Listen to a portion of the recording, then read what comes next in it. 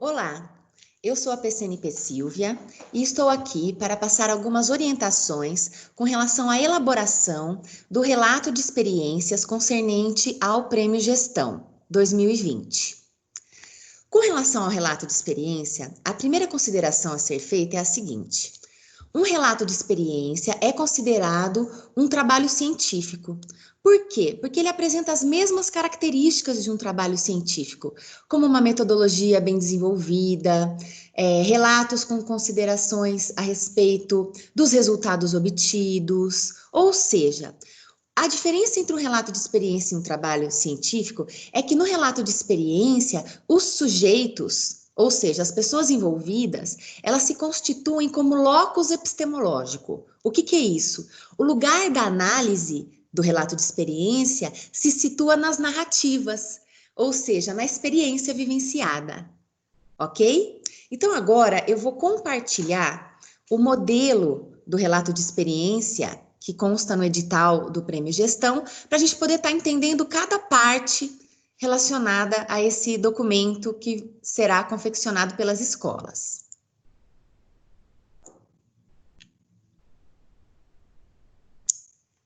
Modelo para relato de experiência. Vamos ler juntos. O relato de experiência deverá ter todos os itens abaixo, entre 8 a 12 páginas, ser redigido em Word ou similar e posteriormente ser transformado em PDF.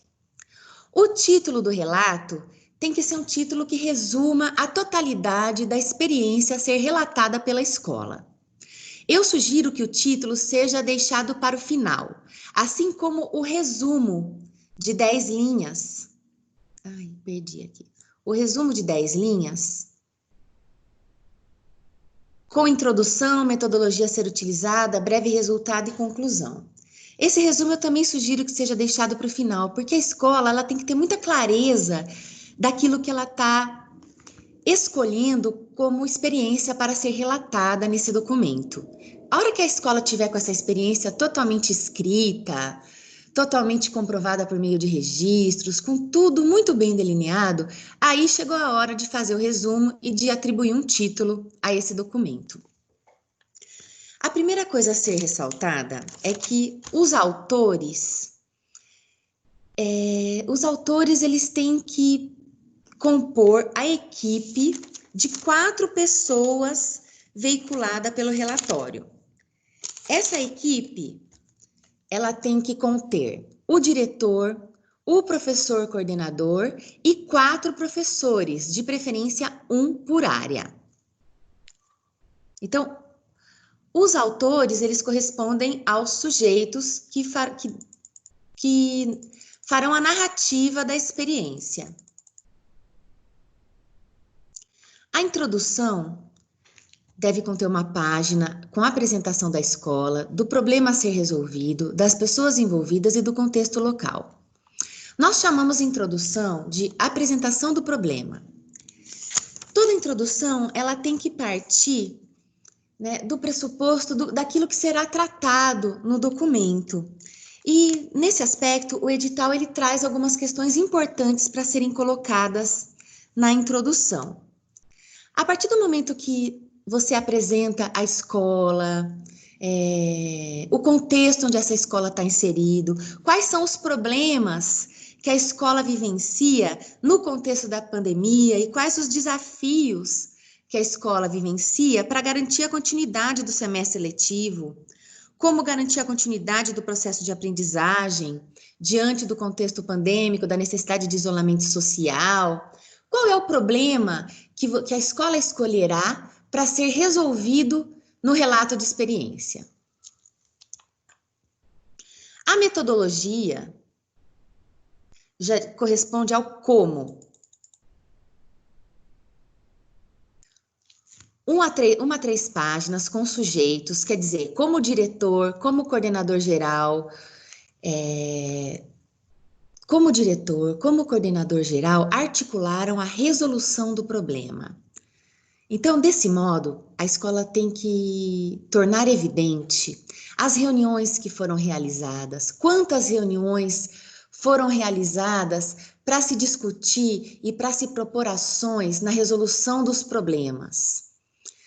Qual o papel dos sujeitos nessas reuniões? Qual foi o papel do diretor? Qual foi o papel do PCG? Qual foi o papel dos professores escolhidos, sejam eles PCAs ou professores de área? Quais foram as etapas desse processo, né? Quantas reuniões foram feitas? Quais as ações foram escolhidas para enfrentar o problema? E como essas ações foram articuladas? Quais os recursos utilizados? Como isso foi articulado, né? E junto à metodologia, você tem que escrever a justificativa da escolha. Por que a escola escolheu tais e tais ações por enfrentamento do seu problema? E como ela justifica isso? A justificativa da escolha do problema e da metodologia, ela tem que estar correlacionada ao contexto da escola, ao bairro que a escola se situa, às características da comunidade. Sempre a justificativa para uma narrativa de experiência ou para uma escolha de metodologia tem que estar ligada ao contexto local, à realidade vivenciada pela escola. Então, justificativa da escolha, organização das atividades, ou seja, né, como que se construiu o enfrentamento do problema, como medir resultados. Aqui a escola apresenta os instrumentos que ela vai utilizar para acompanhar esse processo de enfrentamento, quais os pontos de observação, facilidades e dificuldades na realização da proposta de enfrentamento dos problemas para garantir a aprendizagem. Resultados e discussão. Aqui, o documento prevê 1 a 3 páginas com descrição da aplicação e dos resultados alcançados. Discussão sobre os resultados, avaliação da aplicação, se houve mudança de estratégia ou de recurso. Os resultados, gente,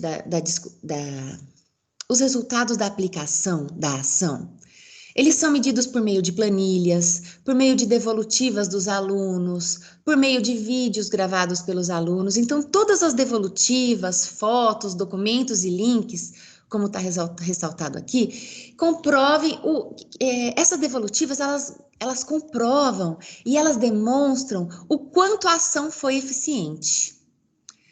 Se essas ações dos professores, mediadas por reuniões, foram eficientes e como foram eficientes. Nesta parte dos resultados, podem entrar discussões bibliográficas, autores, que enriqueçam a análise da experiência. É aqui que entra a complexidade da experiência, os pontos de atenção, se existiram dificuldades, se existiram angústias, quais foram os principais desafios, se houve uma reelaboração do trajeto, se houve uma reelaboração de recursos a serem utilizados, enfim, é o momento onde se analisa os resultados.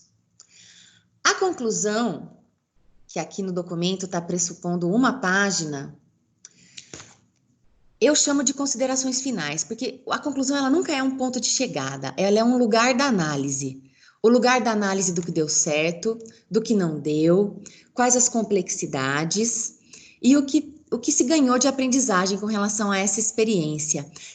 Um ponto interessante, né, uma sugestão, é que na conclusão sempre se enfatize o que foi vivenciado e as portas abertas, quer dizer, o que a experiência abre como perspectiva para novas ações dentro da escola.